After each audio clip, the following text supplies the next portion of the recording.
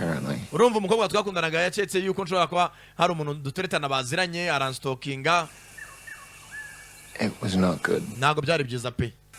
Yanyujije ku email yanjye yose. For a while. Niyo mpamvu navuye kuri iyi mihanda, ubwo nimvuga imihanda ababyumva murabyumva, narekeye gukoresha Instagram, TikTok, social media platforms zose.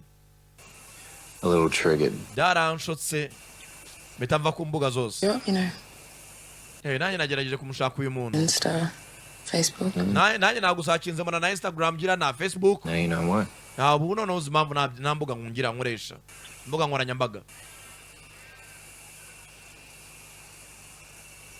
Bose baraha. I know what I'm supposed to feel. Yewe nanjye uko ngomba kwiyumva ndabizi. Feel shame. Yewe nakugira isoni byo ntago byabura. Just feel guilt. Nanjye ndikumva nawe mfite byinshi nishinja. That none of this had ever happened.